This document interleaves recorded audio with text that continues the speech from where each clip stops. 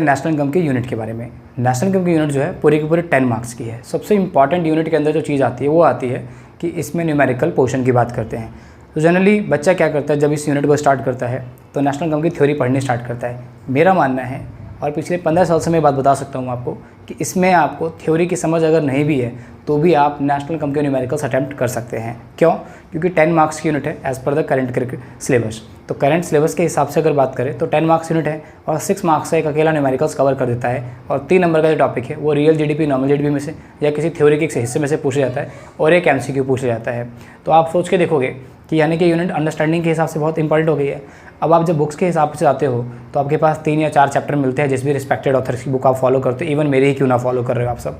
तो कहने का मतलब क्या हुआ कि मैं जो स्टार्ट कर रहा हूँ क्लास 12th में, तो हम स्टार्ट करेंगे नेशनल इनकम के एंड रिलेटेड एग्रीगेट्स के टॉपिक्स के बारे में। तो सबसे पहला टॉपिक जो हमारा रहेगा कि how to calculate national income.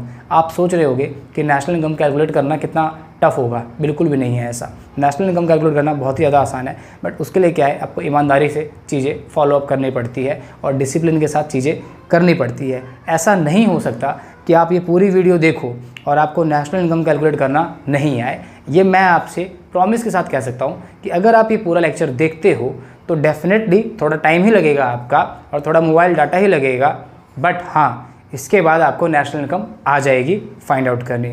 But अगर आपको नेशनल इनकम फाइंड आउट करने आ जाती है तो इसका मतलब है कि इकोनॉमिक्स में आपको बाकी टॉपिक्स भी ईजी समझ में आ सकते हैं। तो इसलिए 1 सब्सक्राइब एंड 1 लाइक और 1 शेयर तो कर ही सकते हो, जिससे कहीं ना कहीं रीच और लोगों तक भी पहुंच सके।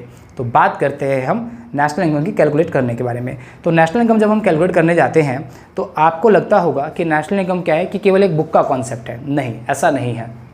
जब हम नेशनल इनकम कैलकुलेट करने जा रहे हैं तो ये बुक का कॉन्सेप्ट नहीं है, यानी कि ये आपकी रियल लाइफ का कॉन्सेप्ट है। अगर आपको नहीं बिलीव होता है तो आप जाइए और मॉस्पी मतलब ministry of statistics programme implementation की वेबसाइट खोलिए। वहाँ पे जो डाटा कलेक्टिंग होती है नेशनल स्टैटिकल ऑफिस के थ्रू, उसको आप विजुलाइज करिए। हर मंथ आप जो ऑल ओवर हमारी इकोनॉमी की परफॉर्मेंस चेक करते हैं वो सब मिलता है, और जब आप उसको और अच्छे से देखोगे तो आपको फील ये होगा कि आप वहाँ पर नेशनल इनकम के फाइंड आउट करने के सारे मेथड्स, गवर्नमेंट के जितने अप्रोचेज हैं वो सब आपके सामने रहते हैं। तो इसका क्या मतलब समझ में आता है? इसका ये मतलब समझ में आता है कि नेशनल इनकम बहुत ही इम्पॉर्टेंट टॉपिक है और आपको जानना इसलिए भी ज़रूरी है कि आप चीज़ों को अच्छे से कैलकुलेट करना सीख सके। तो ये तो थी ज्ञान की बात। अब आते हैं काम की बात पर। क्वेश्चन नंबर 1 कि नेशनल इनकम क्या होती है। नॉर्मली नेशनल इनकम क्या होती है, डोमेस्टिक इनकम क्या होती है। तो सबसे पहले हम इस 2 वर्ड पे डिस्कस करते हैं, फिर हम आएंगे न्यूमेरिकल के सेगमेंट में। तो अगर मैं आपसे पूछ रहा हूँ कि नेशनल इनकम क्या होती है, तो अगर मैं आपसे कहूँ कि नेशनल इनकम से पहले हम डोमेस्टिक इनकम को समझते हैं क्या होती है, तो लेट्स से ये वीडियो या तो आप लैपटॉप पे देख रहे हो या मोबाइल पे देख रहे हो। सपोज़ करो जितनी बड़ी डिस्प्ले है ये क्या है, मेरी एक इकॉनमी है, और जो कॉर्नर के हिस्से हैं ये क्या है, मेरी बाउंड्री है। सेम एज इट इज़ आप इंडिया को देखो, इंडिया का मैप देखो, तो इंडिया की जो इकॉनमी है और साइड साइड में क्या हमारी बाउंड्रीज़ हैं, आप ईस्ट वेस्ट नॉर्थ साउथ में देखते हो। अब इस इकोनॉमी के अंदर 1 ईयर के अंदर, इकोनॉमिक्स में हम लोग फिजिकल ईयर बोलते हैं, अकाउंटिंग सेंस में हम इसको फाइनेंशियल ईयर बोलते हैं। तो ये जो पूरी की पूरी बाउंड्री है 1 ईयर की, अब आप सोच के देखो इस बाउंड्री के अंदर जितनी भी गुड्स एंड सर्विसेज प्रोड्यूस्ड हो रही है, जितनी भी गुड्स एंड सर्विसेज प्रोड्यूस हो रही है। गुड्स मतलब जैसे ये मार्कर मैंने परचेज किया, किसी ने ये मार्कर बनाया, राइट। आपने इंटरनेट बाय किया, सर्विस टेक करी, आप मेरा लेक्चर देख रहे हो, डायरेक्टली या इनडायरेक्टली वे में आप मुझे क्या करते हो, सपोर्ट करते हो। तो ये सब क्या है, सर्विस है। इसी तरीके से आपकी रियल लाइफ में जितनी चीज़ें आपके घर में दिख रही हैं ये सब कहीं ना कहीं गुड्स एंड सर्विस का पार्ट है। बट 1 ईयर की बात हो रही है और फिजिकल ईयर की बात हो रही है, यानी कि 1 अप्रैल से 31 मार्च की बात हो रही है। तो 1 ईयर के अंदर जितने भी गुड्स एंड सर्विसेज प्रोड्यूस्ड हुई, ध्यान देना इसकी फाइनल वैल्यू का सम, क्या बोला, फाइनल वैल्यू का सम अगर मैं कर देता हूँ तो वो क्या कहलाता है, डोमेस्टिक इनकम। आप सोच रहे हो मैंने क्या बोला, मैं तो कुछ भी नहीं बोला, सिंपल सी तो बात बोली है कि क्या होती है डोमेस्टिक इनकम।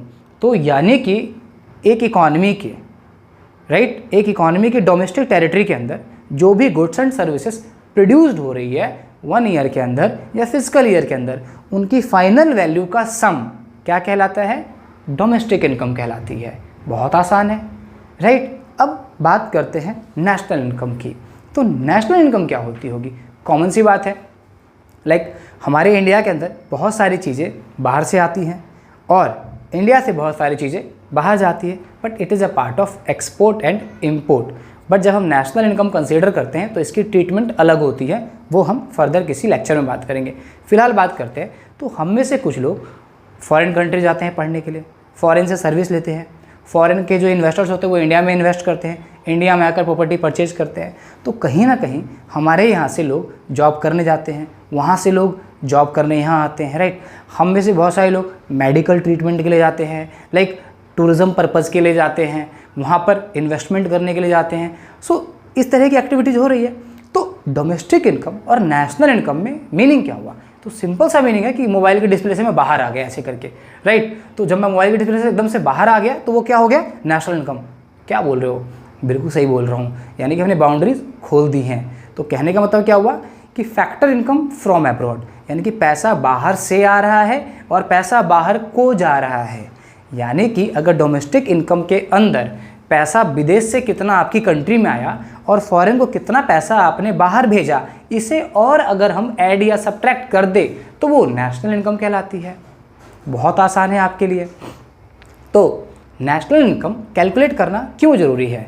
इसलिए ज़रूरी है, इससे हमें पता चलता है कि हमारी इकोनॉमी के अंदर हर महीने में, हर क्वार्टर पीरियड के अंदर, हाफ ईयरली, एनुअली और जब से हम आज़ाद हुए तब से हमारे इकोनॉमी में हर ईयर, हर हाफ ईयर कितना ग्रो कर रहे हैं, 10 साल में कितना ग्रो कर रहे हैं। आपको इसका एग्जांपल देता हूँ मैं, बहुत बेहतरीन। आप कभी भी सुनते हो, चाइना के बारे में सुनते हो, कहते हैं कि इंडिया की पॉपुलेशन ज़्यादा है। तो क्या एक टाइम पे चाइना की पॉपुलेशन ज़्यादा नहीं थी? बट आप सोच के देखिए कि उन्होंने 1 डिकेड यानी कि 10 ईयर्स तक अपनी जीडीपी ग्रोथ, क्या बोला मैंने, जीडीपी ग्रोथ 10% से ज़्यादा रखी। अब आप बोलोगे सर ये जीडीपी ग्रोथ और 10% से ज़्यादा रखी का क्या मतलब हुआ? बहुत आसान मतलब है, क्योंकि आपको पता है ना कि मान लो आपकी इनकम है और इनकम आपकी हर साल अगर 10% से इंक्रीमेंट करेगी तो 10 साल बाद आप कहाँ रहोगे? आप कंपाउंडिंग करके देखो, सोच कर देखो, है ना। तो इसलिए नेशनल इनकम को एस्टिमेट करना, किस सेक्टर में कितना कंट्रीब्यूशन है, किस सेक्टर का कंट्रीब्यूशन कम हो रहा है, गवर्नमेंट क्या करेगी, उस पर इनिशिएटिव्स लेगी, गवर्नमेंट क्या करेगी, उसके लिए बेटर स्कीम्स लॉन्च करेगी, उस सेक्टर्स को क्या करेगी, अपलिफ्ट करेगी। तो इससे क्या होता है, एक हम बेटर अंडरस्टैंडिंग भी कर पाते हैं। तो ये सारी चीज़ें हैं जिससे हमें नेशनल इनकम पता होना चाहिए। हमारे यहाँ पर अगर आप मॉस्पी का डाटा जाकर देखेंगे, जब वो जीडीपी का डाटा रिलीज़ करती है, क्योंकि अभी आप पहली बार जीडीपी वर्ड सुन रहे हैं इसलिए आपको जीडीपी लग रहा है, बट जब आप नेशनल इनकम का डाटा देखेंगे आप, तो आपको फील में आएगा, आपको समझ आएगा कि नेशनल इनकम अलग अलग मैथडोलॉजी से शो करी जाती है। जैसे मैं आपको समझाता हूँ, जैसे आप मेरी ये वीडियो देख रहे हो, राइट। अगर आपको ये वीडियो बिना ऐड के देखनी है तो मेरे ऐप के थ्रू आप देख लेते हो, बट जिस प्लेटफॉर्म पे आप इस वीडियो को देख रहे हो वो प्लेटफॉर्म किसी और के थ्रू ऑर्गेनाइज किया जा रहा है, तो इसलिए आप उसके तरीके से देखोगे, वो आपको इंप्रेशन दे रहा है कि नहीं दे रहा है, आपकी साइकोलॉजी क्या थी उस टाइम क्लिक करने की। तो देयर आर डिफरेंट अप्रोचेज, तो उस तरीके से हम कह सकते हैं। तो क्या मतलब हुआ इसका? तो इसी तरीके से कहने का मतलब हुआ कि जब हम नेशनल इनकम की बात कर रहे हैं तो हमारे पास क्या है, मल्टीपल अप्रोच है। बट हम यहाँ पर अगर नेशनल अकाउंटिंग सिस्टम को फॉलो करें जो कि यूके के द्वारा बनाई गई है, तब हम नेशनल इनकम में 3 तरह के अप्रोच को फॉलो करते हो। आपने नोटिस करा होगा यूजुअली कि आपके जो स्कूल के टीचर्स हैं वो क्या करते हैं कि चलो नेशनल इनकम सीखते हैं। नेशनल इनकम के 3 मेथड्स होते हैं, राइट। तो मेथड्स वगैरह पे कम बात करी जाती है। तो नेशनल इनकम क्या है, बेसिकली 3 अप्रोच है। यानी कि सपोज करिए कि आपको क्या करना है, जैसे मैं आपको कोई चीज़ समझा रहा हूँ, तो समझाने के मेथड व्हाइट बोर्ड हो सकते हैं, डिजिटल बोर्ड हो सकते हैं, राइटिंग टैब हो सकता है, मोबाइल फ़ोन के डिस्प्ले हो सकते हैं। तो देयर आर मल्टीपल अप्रोचेज। ऐसे ही नेशनल इनकम को कैलकुलेट करने का बस 3 अप्रोच है। 3 अप्रोच कहने का मतलब, पहला अप्रोच है जिससे हम बोलते हैं इनकम मेथड। हो सकता है कि कोई टीचर आपको वैल्यू एडेड मेथड बोले, उसी को नेम चेंज करके आउटपुट मेथड बोल दे। कोई और टीचर या कोई और ऑथर अपनी बुक के अंदर उसको प्रोडक्ट मेथड बोल दे, एग्जामिनर प्रोडक्शन मेथड बोल दे। तो ये सारी चीज़ें तब आपको समझ में आती है जब आप एक ही फील्ड में एक ऐसे टीचर से पढ़ रहे होते जो उस चीज़ को बहुत अच्छे से और बहुत बारीकी से जानता है। इसलिए मैं एज अ प्रोफेशनली इकोनॉमिक्स पढ़ाता हूँ और मेरे को अकाउंट्स आती है, मुझे बिजनेस स्टडीज़ आती है, मुझे इनकम टैक्स आता है, मेरे को बहुत सारी और चीज़ आती है, बट मैं कभी भी उन पर हाथ नहीं डालता। क्यों? क्योंकि प्रोफेशनलिज्म एक अलग चीज़ होती है। जब बच्चों के फ्यूचर की बात होती है या किसी भी फील्ड में फ्यूचर की बात होती है तो हमें एक एरिया पे कमांड करके चलना चाहिए। इसी तरीके से जब हम नेशनल इनकम की बात करते हैं तो जब हम नेशनल इनकम कंसिडर करते हैं तो अगर हम मॉस्पी की डाटा के हिसाब से बात करें तो उनके हिसाब से वैल्यू एडेड मेथड जो होता है, जो एक बहुत बेटर रिजल्ट दिखाता है, तो जिसको हम वैल्यू एडेड मेथड मतलब आउटपुट मेथड बोलते हैं, प्रोडक्ट मेथड बोलते हैं या प्रोडक्शन मेथड बोलते हैं, तो ये एक बहुत ज़्यादा इंपॉर्टेंट है। तो इसलिए इस मेथड पे बहुत ज़्यादा तवज्जो दी गई है। सेकेंड मेथड बात करें तो that is known as income method and third one is known as expenditure method. तो कहने का क्या मतलब हुआ? कहने का मतलब ये हुआ कि नेशनल इनकम जो हम लोग एस्टिमेट करने जा रहे हैं तो हमारे सामने 3 तरह के मेथड्स है या 3 तरह के अप्रोच है। ये गवर्नमेंट पे डिपेंड करता है कि which approach you want to follow, right. यानी कि आपको इसमें से कौन सा मेथड बेस्ट लगता है, राइट, और किस मेथड को किस टाइम पे तवज्जो देनी चाहिए, वो बात आती है।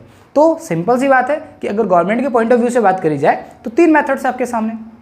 हम क्लास 12th के स्टूडेंट हैं, हम सिलेबस पढ़ते हैं, तो सिलेबस में क्या कहा गया है कि नेशनल इनकम को कैलकुलेट करने के 3 अप्रोच है, राइट। अब थोड़ा सा व्हाइट बोर्ड पे आ जाते हैं, राइट। तो मैंने क्या बोला आपको कि नेशनल इनकम को कैलकुलेट करने के लिए कितने अप्रोच है आपके पास? 3 अप्रोच है, राइट। यानी कि 3 रास्ते हैं, आपके ऊपर डिपेंड करता है। मैंने आपसे बोला था ना, अभी तक आपको सब समझ में आ रहा होगा कि अगर आप देखोगे तो डेफिनेटली आपको चीज़ें काफ़ी अच्छे से समझ में आएंगी, राइट। तो 3 अप्रोच क्या है? तो मैंने पहला क्या बोला? Value added method, right. Full form आप लिखते रहा करो कॉपी के अंदर, क्योंकि बहुत सारी बातें बोलूँगा तो हो सकता है वो मिस हो जाए, तो नोट्स बनाना बहुत ज़्यादा ज़रूरी होता है। या ऐप के अंदर नोट्स होते हैं या मेरी बुक होती है, वहाँ से आप फॉलोअप कर सकते हैं उसको। सेकेंड बात करते हैं हम इनकम मैथड, राइट। क्या बोला हम लोगों ने? इनकम मैथड, यानी कि इनकम मैथड हो गया आपके सामने। And third one non is expenditure method, right. Third one non is expenditure method. तो कहने का मतलब क्या हो गया? आपके सामने 3 तरह के मैथड हो गए। पहला क्या हो गया? Value added method, income method और एक्सपेंडिचर मैथड। बट मैं आपसे कहूँगा कि आपको पता है कि जब आप नेशनल इनकम सीखने जा रहे हो तो इन मैथड्स का कोई रोल नहीं होता है, क्योंकि मैथड्स में क्या होंगे? इस मैथड के बारे में बात करेंगे तो पर्टिकुलर इस मैथड की चीज़ें होंगी, इस मेथड के बारे में बात करेंगे तो पर्टिकुलर इस मेथड की चीज़ होगी, अगर एक्सपेंडिचर मेथड के बारे में बात करेंगे तो पर्टिकुलर एक्सपेंडिचर मेथड की चीज़ होंगी। बट उससे भी ज़्यादा इम्पॉर्टेंट ये होता है कि नेशनल इनकम के अंदर हमें कन्वर्जन आने चाहिए। कन्वर्जन मतलब क्या होता है? क्योंकि अभी तक आप सोच रहे हो जीडीपी है ना, तो इतने ही वर्ड नहीं है, इसके अलावा और भी बहुत सारे वर्ड आते हैं इसके अंदर, हमें उसको भी समझना पड़ता है, उसको भी सीखना पड़ता है, राइट। तो नेशनल इनकम बेसिकली क्या होती है? तो अगर आप कभी भी आज के बाद से सुनेंगे कि नेशनल इनकम क्या होती है तो आपने क्या देखा मेरे सामने? NNP-FC। NNP-FC क्या होती है, इसको समझना क्यों ज़रूरी है, राइट। ऐसे ही मैंने क्या कहा, लेट्स से इनकम मेथड। तो मैंने क्या कहा, आपको पता है कि इनकम मेथड जब भी हम सॉल्व करते हैं या इसकी आइटम्स, मान लो 1 2 3 4 नंबर लिखे हुए हैं, ABCD लिखा हुआ है, A + B + C + D whatever is come, right, is known as income method. अभी आपको नहीं समझ में आ रहा तो इतना समझ लो। तो आपने क्या करा? A + B + CD कर दिया, आपके पास इनकम मेथड आ गया। क्या आपको पता है इनकम मेथड से जो चीज़ निकल कर आती है उसे हम क्या बोलते हैं? Domestic income. क्या बोलते हैं? Domestic income. मज़े की बात समझ में आई? अब डोमेस्टिक इनकम जैसे आपका नेशनल इनकम NNP-FC जाना जा रहा है, वैसे ही डोमेस्टिक इनकम क्या जाना जा रहा है? NDP-FC। इसी तरीके से वैल्यू एडेड मेथड में जो चीज़ हमारे सामने है वो जानी जा रही है GVA-MP या NVA-MP।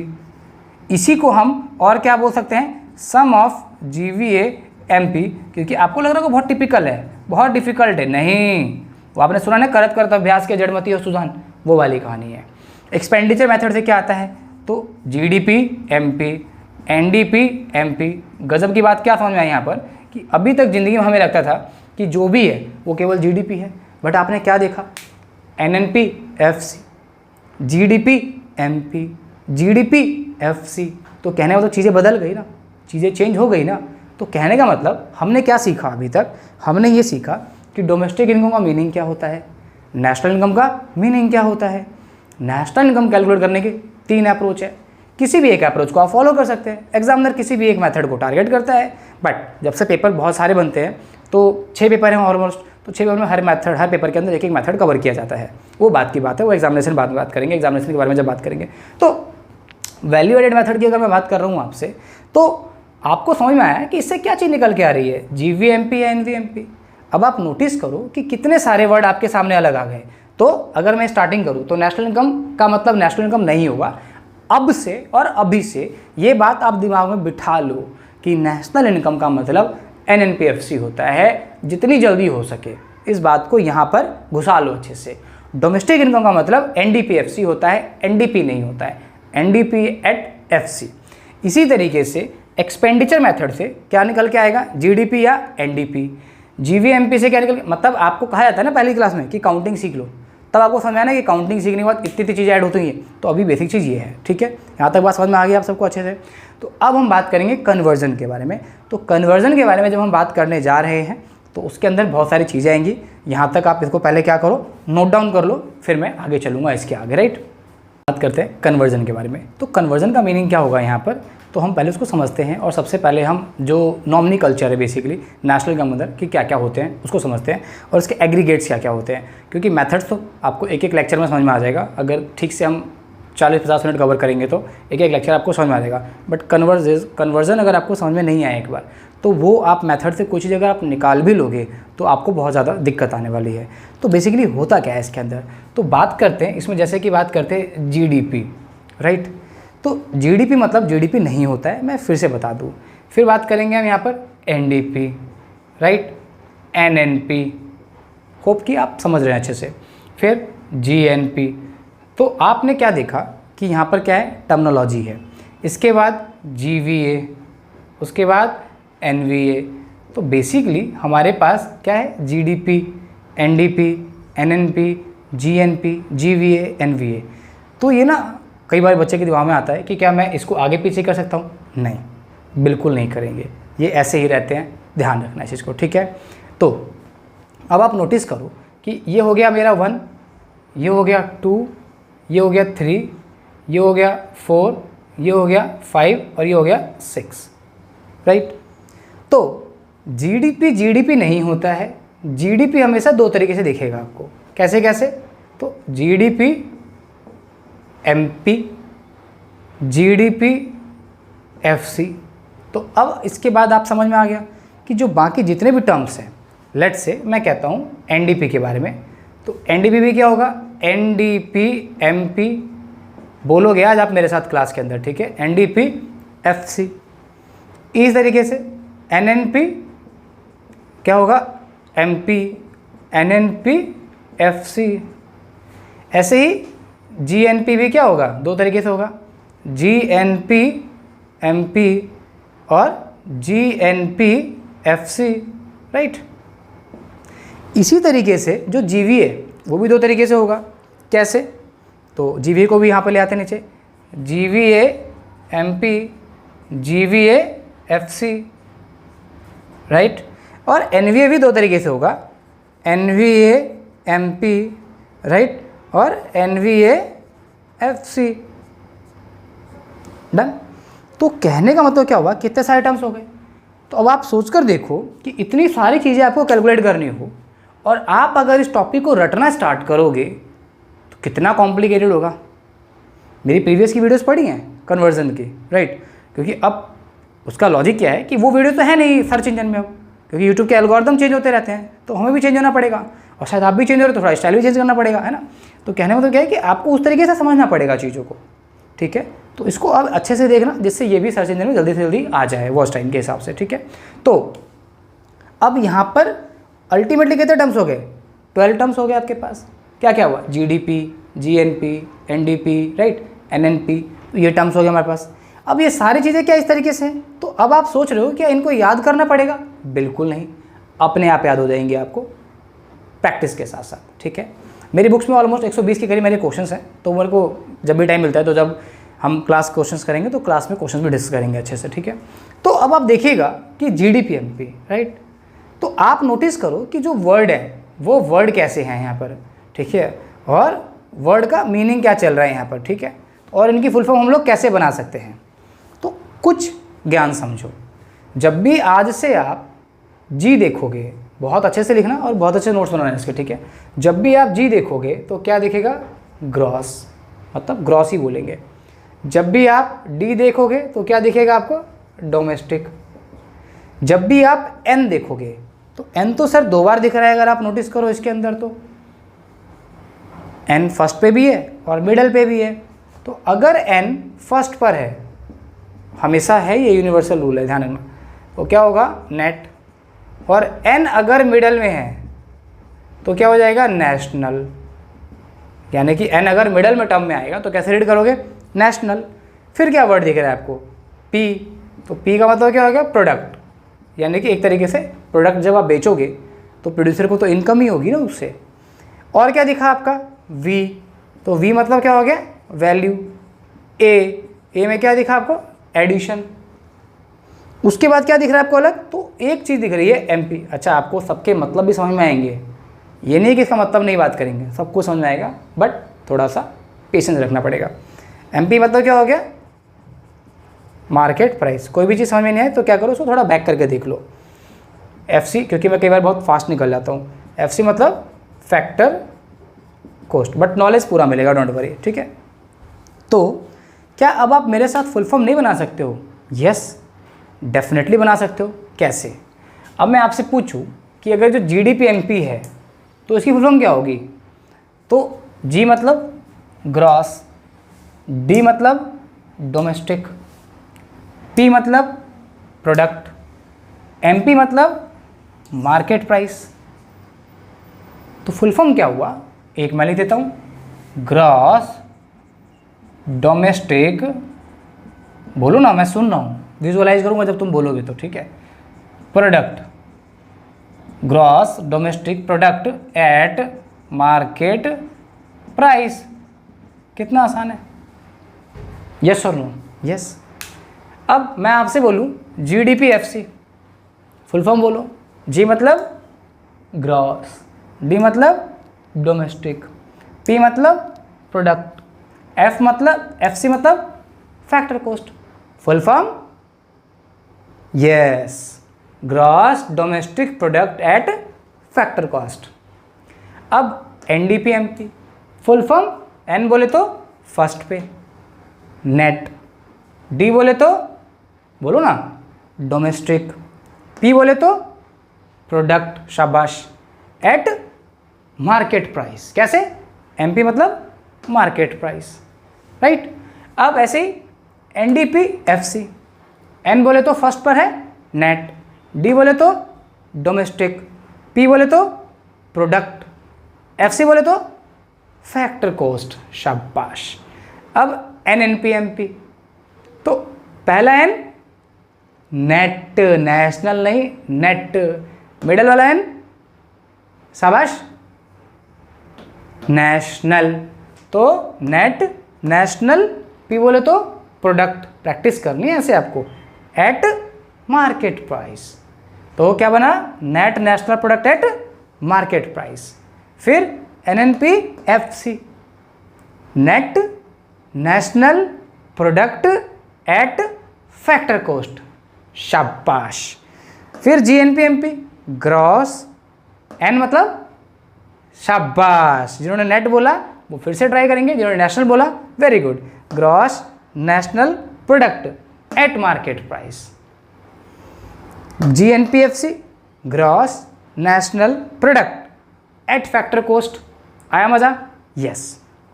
जीवीएमपी, तो जी मतलब ग्रॉस, वी मतलब वैल्यू, ए मतलब एडिशन, एमपी मतलब मार्केट प्राइस। क्या बना, gross value addition at market price. GVFC क्या बना, gross value added at factor cost. NVMP क्या बनेगा, बताओ बताओ। एन मतलब नेट, वी मतलब वैल्यू, ए मतलब एडिशन, तो net value addition at market price. NVFC क्या बना, net value addition at factor cost. समझ में आई बात। तो क्या करना है आपको, इन सब के फुल फॉर्म लिखने हैं, ठीक है। और मुझे मेरे व्हाट्सएप चैनल पे फॉलो करते हो अगर आप, तो वहाँ बताना, और फिर मैं नंबर दूंगा तो वहाँ पर शेयर करेंगे हम सब, ठीक है। यस, जब भी आप करो या आप इसको अच्छे से नोट डाउन कर लो, राइट। अब आगे क्या समझ में आता है यहाँ पर हमारे को, तो हमें समझ में आता है कि ये है। तो आपने क्या सीखा था कि नेशनल का मतलब क्या होता है, बताओ।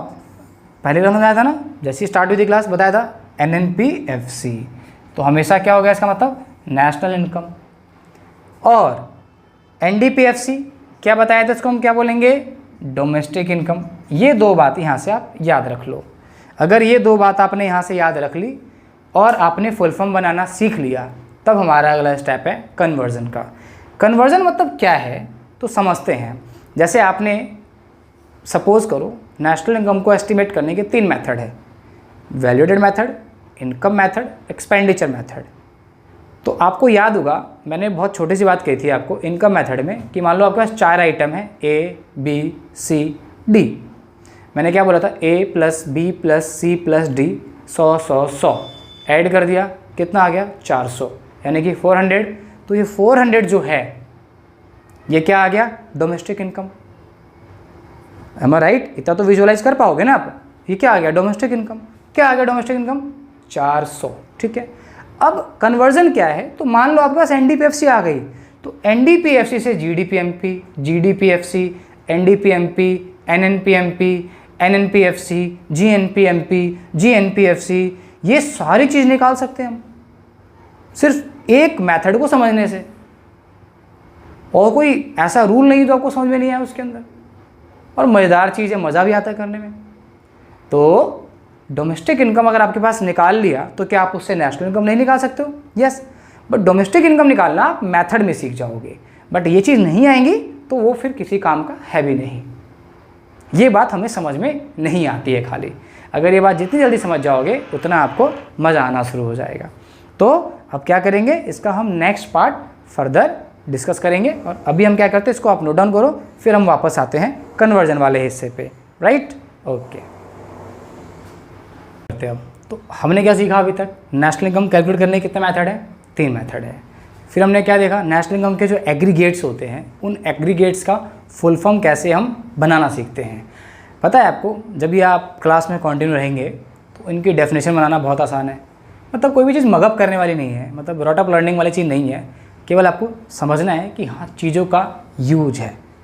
अगर अभी समझ जाएंगे ज़्यादा बेटर है, बाद में समझेंगे तो प्रॉब्लम्स होगी। किसको, मुझे नहीं, आपको, राइट। चलो तो अब बात करते हैं कन्वर्जन की। तो कन्वर्जन में ना हम एक चीज़ उठाते हैं। सपोज करिए कि आपके पास डोमेस्टिक इनकम है, and what is domestic income, that is called NDPFC, है ना, जो कि आप निकालना सीख चुके हो। या मान लेते हैं कि हमने क्या करा, एक्सपेंडिचर मेथड का यूज करा और हमारे पास GDPMP आ गया। वही बात सेम ABCDE जोड़ दिया और वहाँ से हमारे पास चीज़ आ गई निकल करके। कुछ भी एक हाइपोथेटिकल केस ले लेते हैं, हम ब्रेन में एज्यूम कर लेते हैं।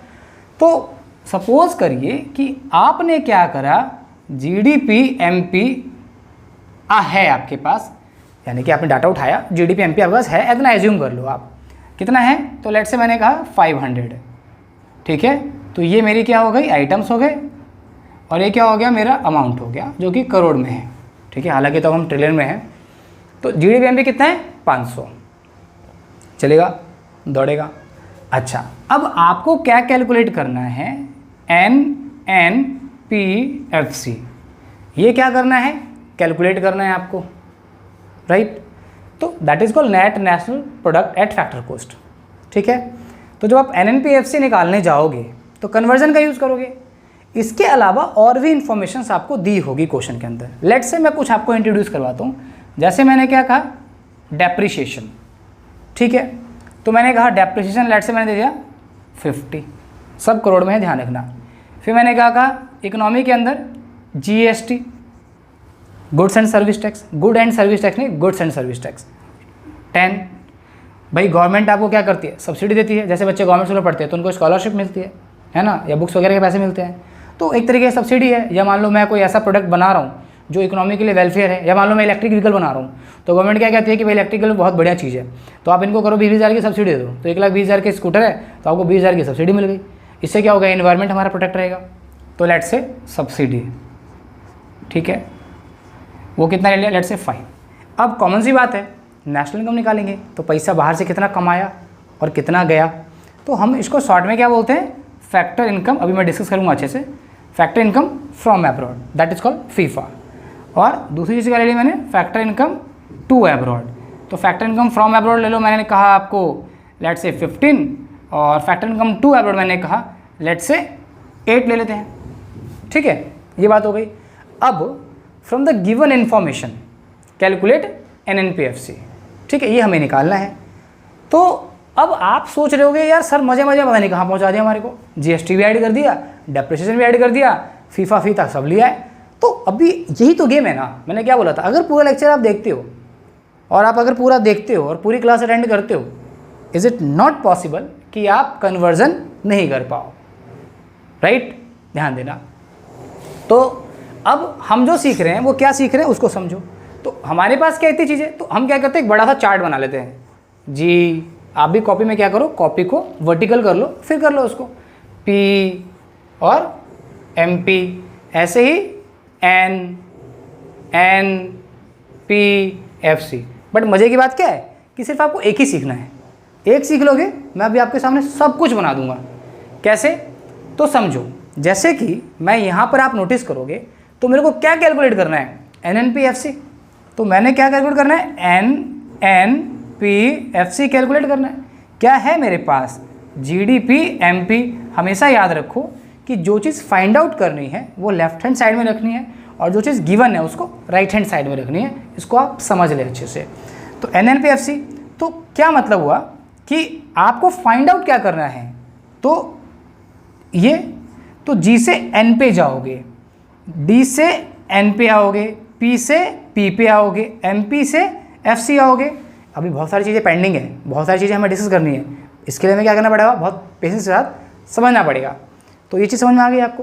तो जब भी हम ग्रॉस से नेट पे आएंगे, क्या मतलब हुआ इसका, कि जब भी कोई चीज़ ग्रॉस से नेट वैल्यू पे निकाली जाएगी तो हम क्या करेंगे, माइनस कर देंगे डेप्रिसिएशन।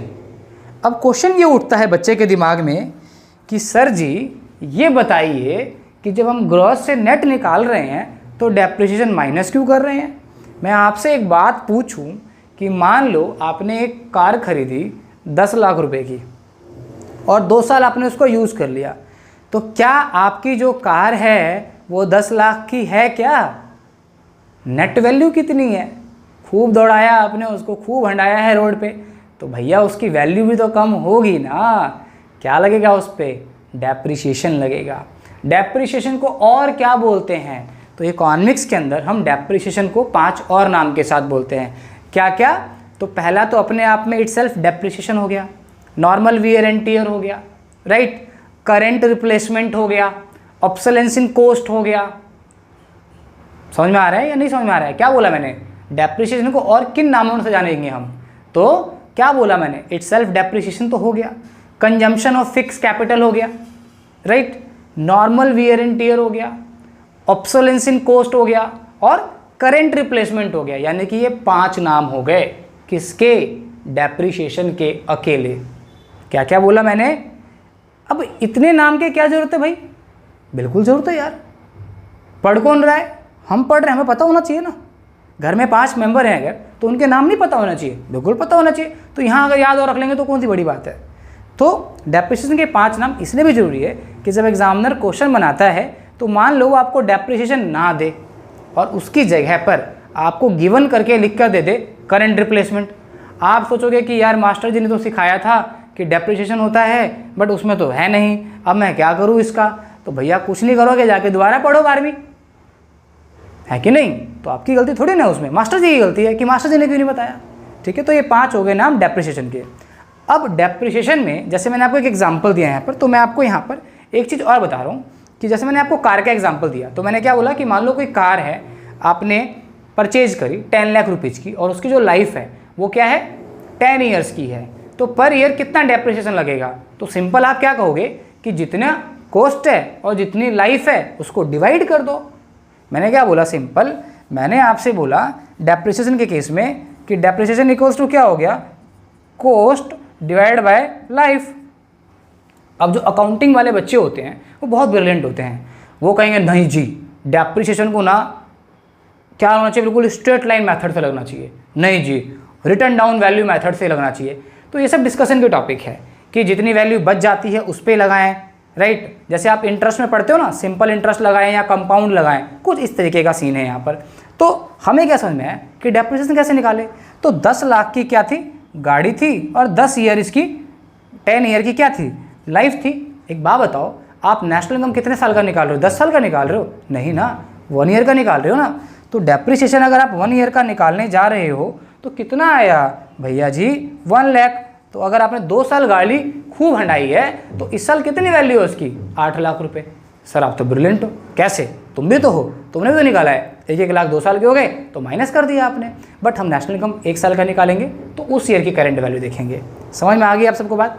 अब इसका जो एग्जैक्ट फॉर्मूला होता है वो क्या होता है कि मान लो अब एक बच्चा कहता है सर 10 साल बाद उसको बेचूंगा तो कुछ पैसा भी तो मिलेगा, तो that is called scrap value, salvage value, है ना। तो कई लोग इसको और कैसे दिखाते हैं, तो वो दिखाते हैं कि depreciation equals to, right, cost minus scrap value divide by life. But exam में आपको अकाउंट्स के स्टूडेंट हो नहीं तो इतना तो गिवन होगा नहीं, राइट। तो इस वाले हिस्से का स्क्रीनशॉट ले लेना, ठीक है। तो फिर उसके बाद देख लेना।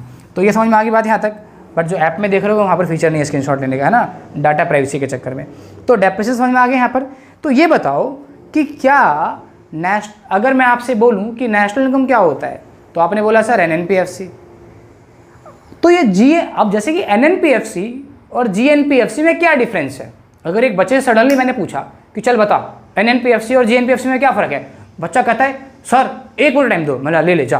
तो कहता है जीएनपीएफसी से एनएनपीएफसी, अच्छा जी से एन पे जा रहा हूँ तो ही दिख रहा है कुछ, बाकी एन से एन पे नो इम्पैक्ट, पी से पी पे नो इम्पैक्ट, एमपी से एफसी से एफसी पे नो इम्पैक्ट। सर समझ में आ गया, मतलब क्या सर खाली डेप्रिसिएशन का फ़र्क है, यानी कि जितनी ज़्यादा डेप्रिसिएशन की वैल्यू होगी या जो भी डेप्रिसिएशन की वैल्यू होगी वो उसमें से हम माइनस या प्लस करेंगे, आपके पास आंसर होगा। अब आपसे एग्जामिनर पूछ लेता है कि अच्छा बताओ एनएनपीएफसी और जीएनपीएफसी इक्वल कब होंगे। बच्चा कहता है यार आज तो कभी मुझे पढ़ाया ही नहीं क्या। तो सोच ना भाई क्या फ़र्क है डेप्रिसिएशन का। तो डेप्रिसिएशन की वैल्यू क्या है, 0 होगी तो दोनों इक्वल होगा। तो ये चीज़ें आपको जब अच्छे लेवल पे समझोगे तभी समझ में आएगी ना, एकदम से क्या समझ में आ जाएगी आपको। तो ये चीज़ें आपको धीरे धीरे समझ में आएगी और आपको मज़ा आएगा। तो ग्रॉस और नेट वैल्यू का डिफरेंस इतना है कि नेट वैल्यू हमें समझ में आती है कि अभी इतनी है, और ग्रॉस वैल्यू जो लास्ट टाइम की थी यानी कि डेप्रिसिएशन एडजस्ट करके।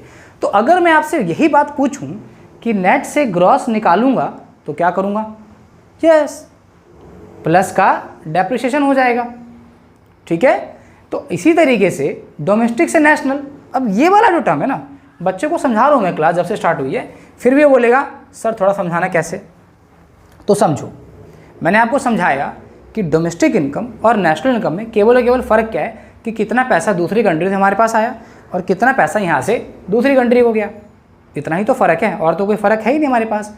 तो कहने का मतलब क्या हुआ, कहने का सिंपल सा मतलब हुआ कि master ji factor income from abroad यानी कि पैसा कितना से बाहर आया, और फैक्टर इनकम टू अब्रॉड पैसा कितना बाहर गया, दोनों के डिफरेंस को निकालो, that is called NFIFA, that is called NFIFA.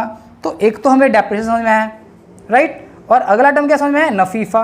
तो नफीफा क्या हो गया, net factor income from abroad. तो कैसे निकालेंगे, फीफा माइनस फीता, राइट। तो फीफा में से अगर फीता माइनस कर दिया तो क्या आ गया, NFIFA net factor income to abroad, sorry net factor income from abroad. अब क्या मैं ऐसे ही नफीता नहीं निकाल सकता हूँ, बोलो यस और नो, हाँ बिल्कुल, क्यों नहीं निकाल सकता। तो नफीता क्या हो जाएगा मेरा, देखो ध्यान दो, तो क्या हो जाएगा, फीता यानी factor income to abroad minus FIFA factor income from abroad, ये हो गया नफीता। बट अब ये डोमेस्टिक से नेशनल, राइट, यानी कि जब आप नेशनल इनकम निकालने जा रहे हो तो पैसा कितना बाहर से आया और कितना गया, तो आप माइनस नहीं करोगे क्या उसको, या प्लस नहीं करोगे। तो जब भी आप डी से एन पे जाओगे तो क्या होगा, प्लस का नफीफा। तो क्या हो गया, net factor income from abroad. जब आप मैक्सिमम बुक्स पढ़ते हो तो उसमें आपको नफिया दिखेगा। नफिया मतलब क्या होता है, net factor income from abroad. But वहाँ पर ये चीज़ जस्टिफाई नहीं कर सकते हो कि वो फ्रॉम वाला है या टू वाला है। तो कन्फ्यूजन से ज़्यादा बेटर है ना कि हम उसको फीफा बोल देते हैं, राइट, ज़्यादा बेटर हो जाएगा, इजी टू अंडरस्टैंडिंग हो जाएगा। और एन से डी पे जाएंगे तो क्या हो जाएगा, माइनस का नफीता, ठीक है। तो net factor income from abroad, right, पैसा बाहर से आपकी कंट्री में आ रहा है, ठीक है, इसलिए हम क्या कर रहे हैं, इसको प्लस कर रहे हैं जब हम नेशनल इनकम निकालने जा रहे हैं। और जब हम वापस डोमेस्टिक इनकम निकालने जा रहे हैं तो पैसा जो बाहर नफीफा आया था, यहाँ पर ध्यान देना नफीफा है, राइट, ता नहीं है, तो जो पैसा आपकी कंट्री में, राइट, ध्यान है, आप डोमेस्टिक इनकम की बात करो तो डोमेस्टिक में बात करोगे ना, तो जो पैसा आपकी कंट्री में आया था उसको आप हटा दोगे ना, तभी नहीं पता चलेगा कि डोमेस्टिक इनकम क्या है। मैं आपसे पूछूं कि डोमेस्टिक इनकम और नेशनल इनकम में क्या डिफरेंस है, तो डोमेस्टिक इनकम का मतलब क्या हुआ कि बाहर का पैसा नहीं है, और नेशनल का मतलब क्या हुआ कि बाहर का पैसा है, तो जो आप नेशनल इनकम निकाल रहे हो इसलिए net factor income from abroad add कर रहे हो, और जब वापस डोमेस्टिक इनकम कर रहे हो तो भाई अपना पैसा पकड़ फेंक दिया आपने बाहर। तो इतना सा फर्क है। तो अब मुझे ये समझाओ कि ये जो क्वेश्चन हम कर रहे थे कि हमारे पास क्या था, हमें क्या निकालना है, NNP FC निकालना है, क्या है GDP MP, तो G से N पे जाएंगे, G से N पे जाएंगे तो क्या करेंगे, माइनस का डेप्रिसिएशन, राइट, D से N पे आएंगे, D से N पे आएंगे तो क्या करेंगे, प्लस का नफीफा, राइट, क्लियर है सबको, यस। अब इसी तरीके से P से P पे जाएंगे, कोई इम्पैक्ट नहीं है, P से P पे कोई इम्पैक्ट नहीं है, सीधी सी बात है, सेम वर्ड है, तो जब भी सेम वर्ड होगा तो कोई इम्पैक्ट नहीं है। अब अगला क्या दिखा, market price two factor cost, तो ये बेचारा हमारा खाली रहने तो ज़्यादा अच्छा है। अब ये मार्केट प्राइस से फैक्टर कॉस्ट, ये बड़ा मस्त है, उसको समझते हैं अच्छे से। ये बताओ मेरे पास क्या है, मार्कर है, ये मार्कर XYZ कंपनी का है। अब मुझे ये समझाओ आप कि ये अगर मार्कर की वैल्यू 100 रुपये की है, हालांकि 100 की नहीं है, 30 रुपये की है, और गवर्नमेंट कहती है कि भाई इस पर GST ठोक 18% का, तो मैंने कहा कि लेट से 100 रुपीज़ का मार्कर है, ठीक है, समझना अच्छे से, 100 रुपीज़ का इसकी फैक्टर कॉस्ट है, क्या है इसकी फैक्टर कॉस्ट, क्या है 100 रुपीज़ की है, यानी कि जब फैक्टर ऑफ प्रोडक्शन होता है ना तो वो उसकी फैक्टर कॉस्ट कहला रही है, यानी आपको ऐसा समझ में नहीं आता ना, और आसान सुनो, फैक्ट्री में जो प्रोडक्शन हुआ वो फैक्टर कॉस्ट, ये मस्त है। तो अभी माल कहाँ है, फैक्ट्री के अंदर है, तो कितने का माल है भाई, 100 रुपये का इसकी कॉस्ट है। बट जैसे ही ये मार्केट में आएगा, गवर्नमेंट कहेगी मेरा पैसा कहाँ है, जो इतना सारा तरह का फैसिलिटी प्रोवाइड किया हूँ, इंफ्रास्ट्रक्चर से लेकर के एक मैकेनिज्म प्रोवाइड किया हूँ, उसका वसीयत लाओ, उसका फीस लाओ। तो फीस आपने क्या पे किया, GST पे कर दिया, कितना पे किया, 18%। तो सीधी सी बात है ना कि फैक्टर कॉस्ट में जैसे आप मार्केट, जब आप फैक्टर कॉस्ट है आपके पास और मार्केट में जाओगे बेचने के लिए, तो क्या इनडायरेक्ट टैक्स ऐड नहीं करोगे, जिसे आप GST कहते हैं अपनी भाषा में, क्या, और गवर्नमेंट कहेगी कि सब्सिडी दिया हूँ, तो वो क्या करोगे, माइनस करोगे, तो माइनस क्या करोगे, सब्सिडी। बट एग्जामिनर बहुत स्मार्ट है, एग्जामिनर क्या करेगा, खेलेगा आपके साथ। तो तीसरा चीज़ क्या समझ में आया, देखो यहाँ पर पहली चीज़ डेप्रिसिएशन, दूसरी चीज़ नफीफा, और तीसरी चीज़ आपकी NIT।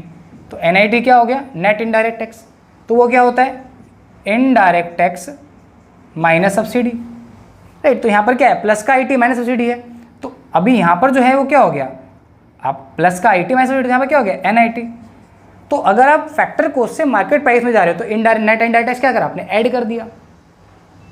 और अगर आप मार्केट प्राइस से फैक्टर कॉस्ट पे आओगे तो सीधी सी बात है, वापस से फैक्टर कॉस्ट दिया तो जितना गवर्नमेंट को टैक्स दिया इनडायरेक्ट टैक्स हटा दोगे और सब्सिडी ऐड कर दोगे, तो क्या हो जाएगा, माइनस का NIT। समझ में आया कि नहीं आया, राइट। तो MP से FC पे जाएंगे तो माइनस का IT प्लस सब्सिडी, और FC से MP पे जाओगे तो प्लस का IT माइनस सब्सिडी, या NIT क्या होगा, प्लस का, और NIT इधर माइनस का।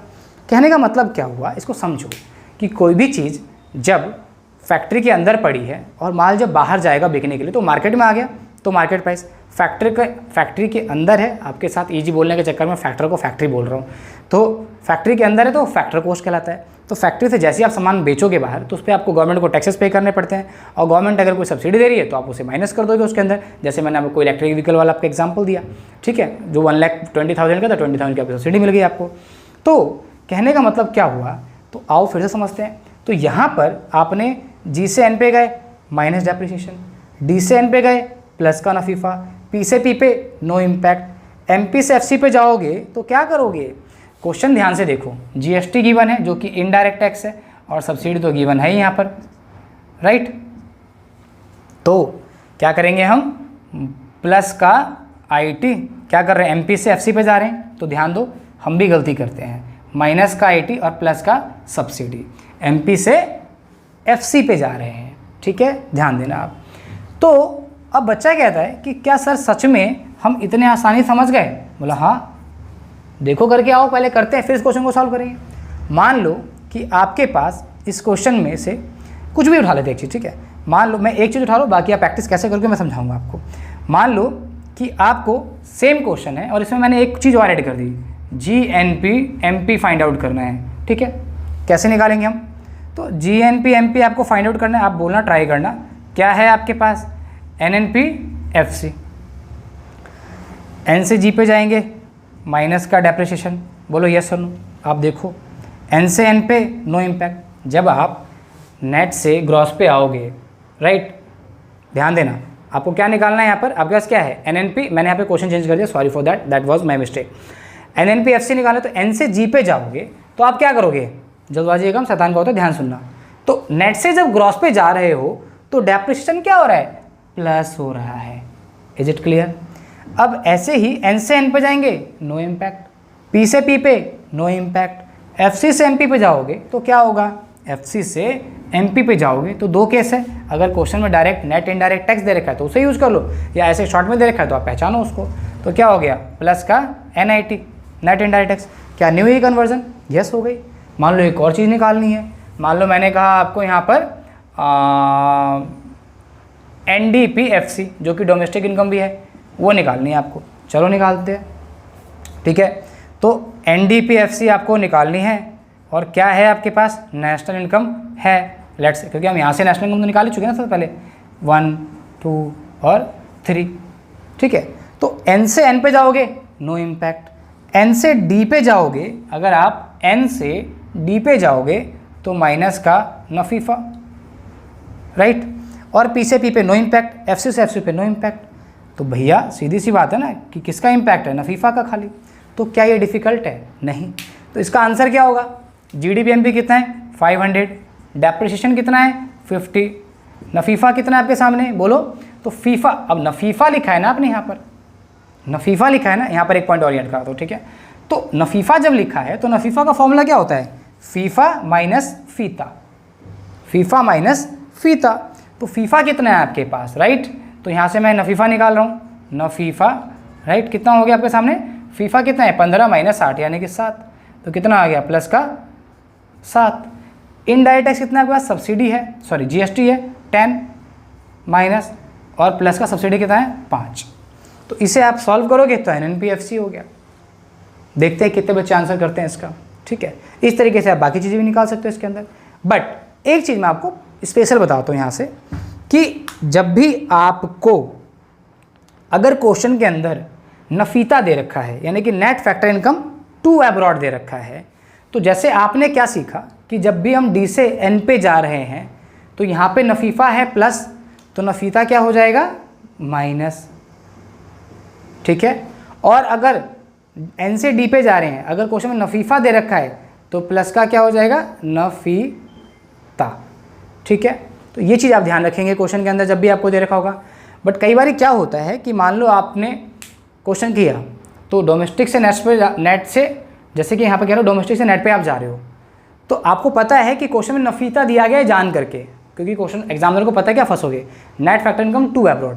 बट आपने याद क्या हुआ है कि जब भी हम D से N पे आएंगे, है ना, तो प्लस का नफीफा होता है। बट नफीता देखा तो आपने तुरंत क्या करा? यस, माइनस होगा।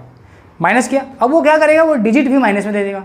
लेट से मैंने यहाँ पे नफीफा दे रखा है ना आपको, तो मैंने क्या करा? यहाँ पर नफीता दे दिया आपको इकट्ठा -10, तो माइनस माइनस करोगे तो वो प्लस हो जाएगा। तो इसको ध्यान रखेंगे आप। और इस तरह के क्वेश्चंस मेरी बुक में अगर आप फॉलोअप करेंगे तो 1 to 10 क्वेश्चन, 1 to 8 क्वेश्चन जो हैं वो क्या है? कन्वर्जन पे बेस्ड है, और प्रीवियस ईयर के भी क्वेश्चन हैं। तो एक लेक्चर में कभी जब मैं इसको कंटिन्यू करूँगा तो मैं आपको इन्फॉर्म कर दूँगा, या इस वीडियो के डिस्क्रिप्शन में डाल दूँगा जब भी मैं वीडियो बनाऊँगा इसके बाद आपके पास, ठीक है। तो यहाँ पर मैं मेंशन कर दूँगा कि इसके बाद आप 1 to 7 क्वेश्चन की प्रैक्टिस कर सकते हैं। तो ये वीडियो आप देखने के बाद आप इसको कोई भी पार्ट समझ में नहीं आया तो उसको बैक करके दोबारा समझो। बट इतना मैं गारंटीड कह सकता हूँ कि ये ऑन रिकॉर्डेड फॉर्म है, तो आपके पास अनलिमिटेड टाइम है देखने के लिए इसको फ्लैशबैक करके। और अगर आप अच्छे से समझ पाए हो तो कन्वर्जन ऐसा नहीं हो सकता कि आपको नहीं आएगा, अगर आप इसका न्यूमेरिकल वाले हिस्से का एक और पार्ट देख लेते हैं, या अगर मेरी बुक या किसी भी बुक की प्रैक्टिस करते हैं। तो मेरी बुक में फ़ायदा यह है कि आपको सिस्टमेटिक मिल जाएगा, बाकी आप देख लीजिए जिस भी ऑथर की बुक है आपके पास, ठीक है। मैं कोई रिकमेंड नहीं कर सकता स्पेशली, ठीक है। So thank you so much.